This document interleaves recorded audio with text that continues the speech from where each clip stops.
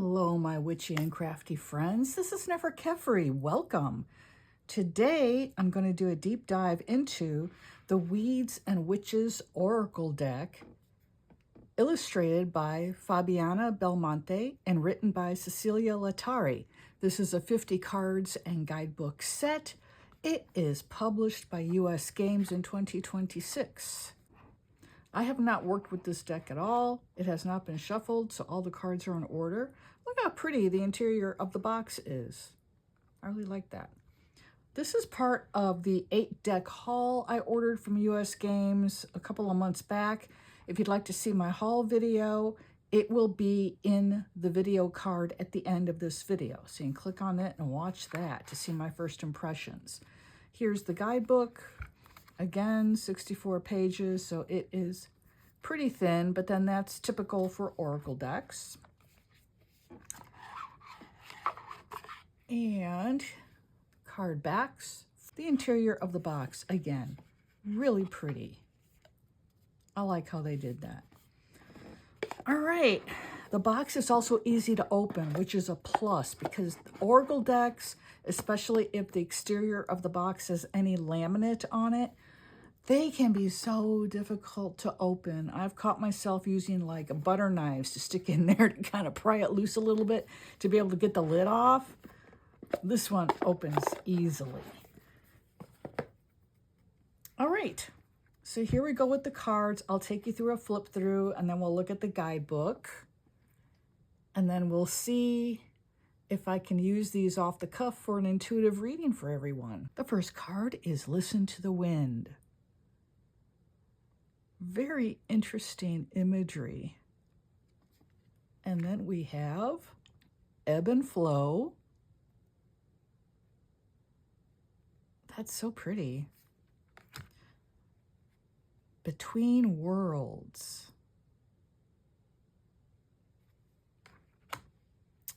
Tiny Wonders. This deck has a very visionary look to it. You know, if you're into visionary art like I am, I'm a visionary artist, I'm already loving this deck. Then we have Protection Everywhere.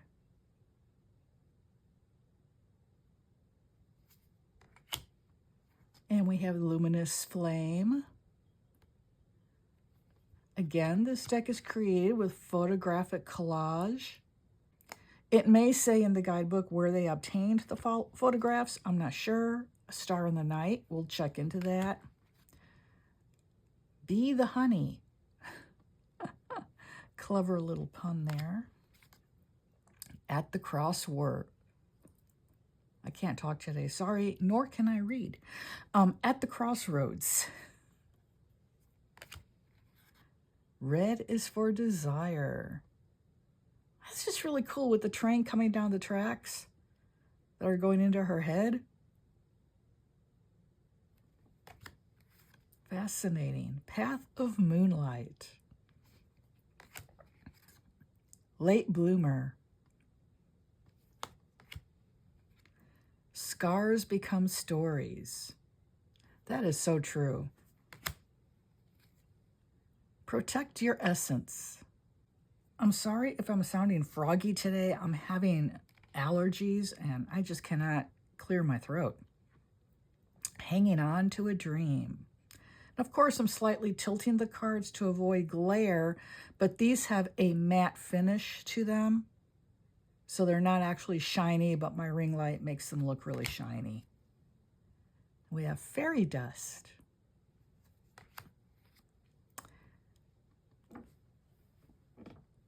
Everyday Magic. Stay in Wonder. Ooh, I love this. I love the pumpkins. It's a cool card. Huh. Forget the Map. Okie dokie. The Heart Knows. Quiet Tenderness. Yeah, that is just so cool. Stories Will Take You Far. Oh, look at how the boat is made up with a vintage book page. Of course, It's on flowers, not on water.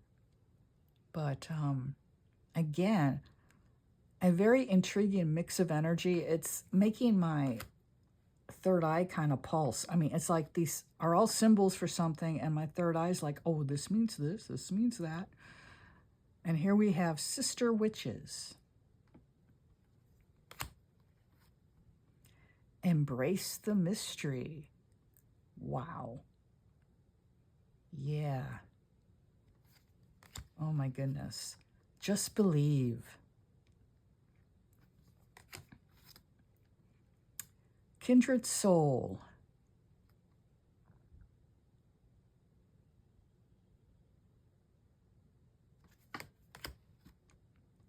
Walk with grace. The pearl veil. That's interesting because facially she looks quite a bit like the really famous painting Girl with the Pearl Earring. If you notice her face, the pearl veil. Very nice. Return to the woods. Heart of the wolf. There's also an owl present. Then we have declare boundaries. Wow. Bleeding eyes. Oh my goodness. And the blood goes down her neck, down her dress. Okay. Wild lands. Again, this is a 50 card deck, so you get plenty of cards in it. We get memory song. And I like how buildings figure prominently in like this Gothic architecture. And then we have gold in the storm. God, the price of gold has gone crazy. And then we have on the threshold. If the dream had a name. The fish in the clouds. Sacred pause. Ancestral memories.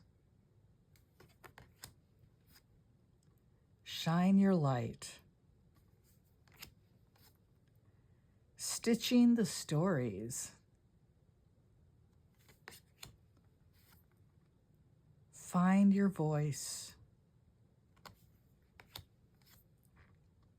Light in the darkness.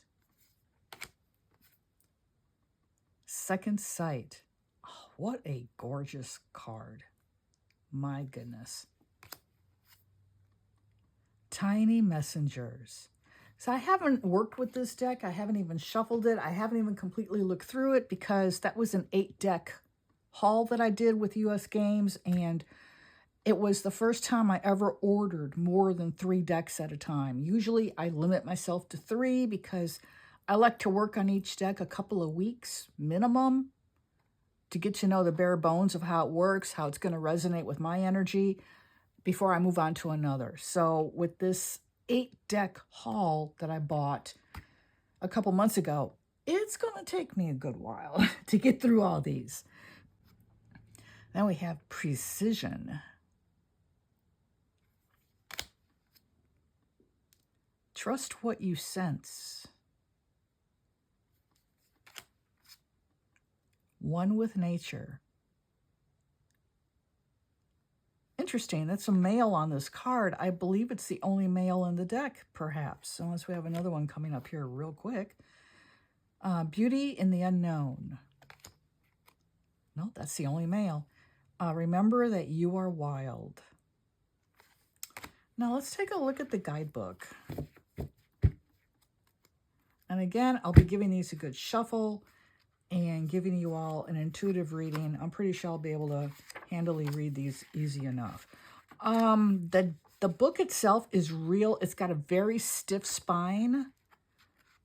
So it's not going to want to sit open very well. It is both sewn and glued, so that does make for a really stiff spine. An easy trick you can do with any book, you can also do this with your journals so that they lay flat when you open it, is find the center page So you find the middle signature. Each of these little sections of pages here is called a signature. This little guidebook has got 4. So you'll want to go to the space in between signatures 2 and 3, which I think is going to be about right here. Maybe one more page. Okay, I can't find it. It should be where you can see some of the threading. Huh, interesting. Okay, well, we'll just pop it open here. And you just flatten it. This is if you don't mind breaking the spine. In most books, this will break the spine. So, and by breaking the spine, I mean the spine will develop a slight indentation in it. Typically, it's not a big deal. On this book, it won't even be visible because of the design along the spine. So you just flatten it as best you can. Use your muscles, make your table creak and make all sorts of weird noises.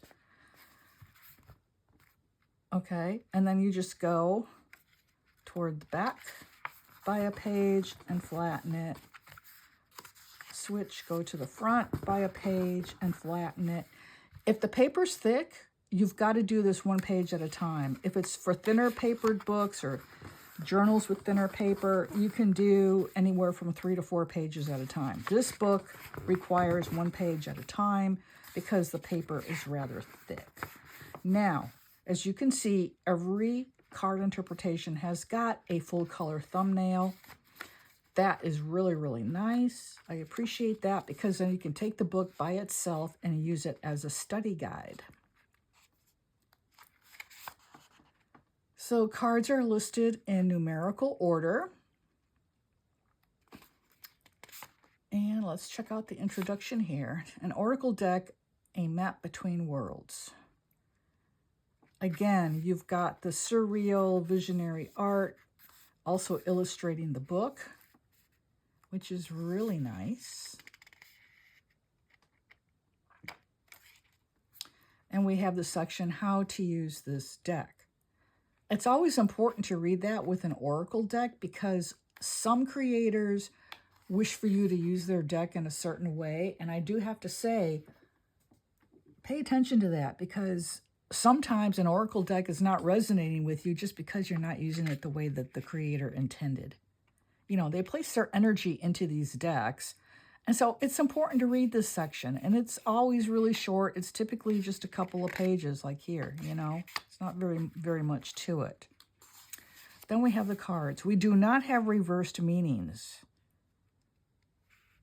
So even though the card backs are reversible, we do not have reverse meanings. If you are one for whom reverse meanings is important, you can just do it like this.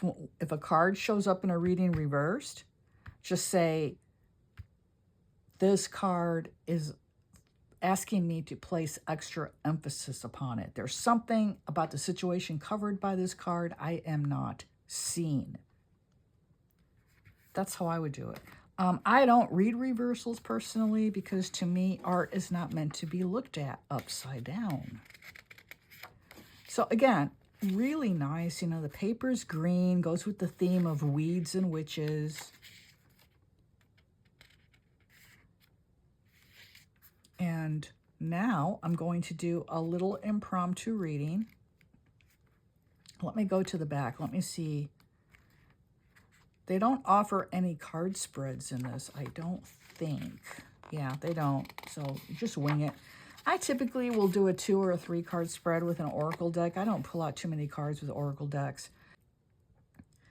Let me go ahead and shuffle these and I will report on how easy that is. As many of you know, I've had wrist surgery. That's why I'm wearing all these bracelets because the scar is just, I don't know. I may need plastic surgery for that scar. It's just getting awful. But they're pretty stiff. But with my messed up right wrist and my messed up left wrist, if I can shuffle them, pretty much anybody can. You will need strong thumbs and strong fingers. Or you can always just, you know, shuffle like this and cut them a bunch of times and that sort of thing. It takes 7 shuffles to completely randomize a tarot deck. 7 is also a magical number. So whenever I shuffle a new deck for the very first time, I shuffle 7 times. And as I do, I'm asking the universe to clear the deck of any and all energies it may have picked up in its initial creation, selling to the publisher, printing by the publisher, storage, and shipping. So any vibrations undesirable to me that may have attached to this deck prior to landing in my hot little hands, I ask for it to be cleared, and I focus on that as I shuffle the deck 7 times. Of course, I have not been keeping count, so I'll do like 2 more times because I think it's going to bring it up to like 8. The cards are becoming easier to shuffle, as you can tell how quickly I'm doing it now. So they do loosen up and become a bit more flexible. All right, now I'm just going to cut it into thirds, reassemble the deck. And for oracle cards, I do 3 random cuts in the deck to pull the cards, and I pull a card on the bottom of each cut. Different from tarot. Tarot, I draw from the top. It's just personal preference. Okay, here's card number 1. Card number 2. Sometimes I have to straighten the deck out. And card number 3.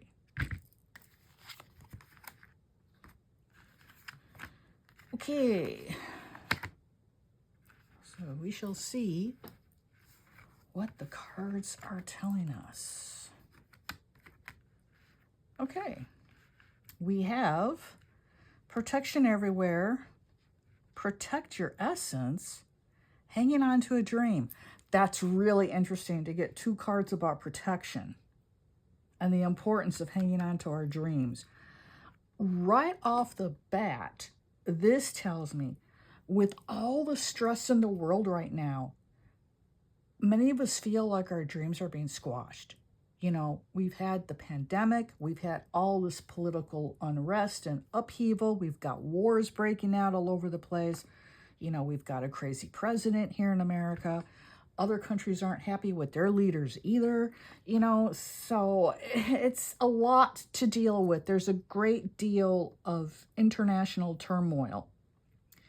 And so it's really important right now to protect our energy. That's really interesting too, because I sent out a newsletter through my Substack, a free newsletter, and subscribers, the next newsletter that's coming to you is all about protecting your energy, especially if you're an empath. I'm an empath, and a few days ago I had to run a few errands, and in so doing, I forgot, I don't know how the heck I could have done this, I forgot to put up my protective bubble when I left my house. I did leave in a hurry, because I was trying to beat out the 2:30 school buses that go all over town and snarl up traffic. And yeah, that didn't work out either. But I forgot to put up my shields. And in so doing, I ran into a couple of people right at the first errand. And both of them were just, one dude was really, really angry. And the other woman was very surly and clearly hates her job at the post office.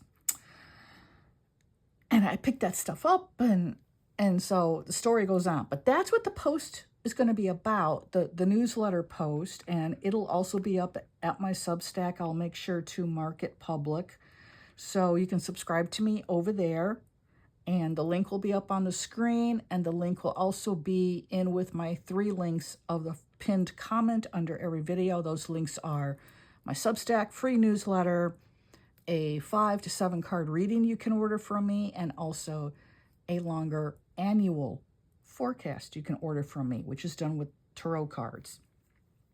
All right, on to this. So protection everywhere. Yeah, just the importance of having to protect your energy, you know, no matter where you go. Even if you think it's just going to be, oh, just a quick errand, I'm going to run here, drop something off, like what I was going to do at the post office, and it turned into this whole dramatic brouhaha. Oh my gosh. And it was pretty bad. I write about it in my newsletter. I won't repeat it here. You'll have to subscribe to find out what happened to me. So Anyway, that is important. Protect your energy everywhere you go. And there's thistle on this card. There are butterflies. There's a crescent moon. And here she is in her little cave underground, surrounded by what is her own energy that's rising up and helping this thistle plant to bloom and grow. Yeah, so clearly protect your energy. I also love how she has purple hair. I dye my hair purple. It's leave-in color, nothing fancy. Here is protect your essence. Again, the same idea. And look at how these, are they roses? Maybe peonies? I can't tell, but they're in a bubble. Hello. And it's such an easy visualization. I'll take you through one at the end of this video. It's really simple to do. If you have an imagination, anybody can do this. And so she also does not have a head. The moon is above her and kind of serves as her head, maybe. And so what it's saying to me is you protect your essence by sending your feelings outward. Something that doesn't feel right to you, pull your energy back in. Don't allow your energy to merge with either that environment or that person who does not feel right to you. The moon, that's our emotions. So again, it's a reminder. Surround yourself in this protective bubble. And that, it not only protects your personal energy, it protects your emotional well-being as well. It's really important. And then we have hanging on to a dream. Kind of reminds me of a Tom Petty song. I was trying to think of the name of the song. I can't bring it up right now. But anyway, here's this fairy, and she's seated in the forest, surrounded by what look like morning glories. And she seems to be contemplating, and she's got a string here, and hanging from the string is a crescent moon. And if you remember the first card, we had a crescent moon on the first card as well. So here she is contemplating her dream, whatever that may be. And it's just a reminder, you need to protect your own personal energy because it can affect your life. It can affect not just your personal energy, but your outlook on life. It can protect your dreams. It can affect your dreams. It can affect your ability to remain positive during all this mess we're all dealing with. So it's important because these little stresses we encounter throughout our days, they accumulate, they snowball, and they end up becoming much bigger than what they need to be. And you can really keep them tiny and manageable. All you have to do anytime you leave your home, or if you know you're about to enter a stressful situation, is just calm yourself, breathe in and out deeply 3 times, maybe 5 if you're having a really stressful time of it. And then call upon your angels and your spirit guides and your higher power to come and surround you with a protective white bubble. Also, if you suffer from insomnia, you can do this at night when you go to bed. And instead of asking your higher power to surround yourself with that protective white bubble, ask for them to surround your entire home and your property. So everyone who lives there is included in this protective bubble. 9 times out of 10, this helps you to fall asleep better. So word to the wise. So that's what you do. Just imagine a white bubble around you. If you don't want it to be white, it can be pink, it can be purple, whatever color that denotes protection to you. Visualize that bubble. And remember, bubbles are 3-dimensional spheres. This bubble completely surrounds you on all sides, left, right, front, and back, also above you and underneath you. That bubble of protection extends down into the ground to form a perfect sphere around you. Just visualize that and know it's there. then thank your higher power, your angels and your guides, and ask them to keep that bubble maintained for you throughout your day. And that's all you have to do. It's really simple. And how I could have forgotten it that day, I don't even know. But, you know, it's not like I haven't been doing this stuff since yesterday. So, okay. But anyway, that is the Weeds and Witches Oracle that we've gone through today, written by Cecilia Latari, illustrated by Fabiani Belmonte, published in 2026 by US Games Systems Incorporated. I hope you've enjoyed this. Let me know what you think of the deck, and let me know if you plan on getting it.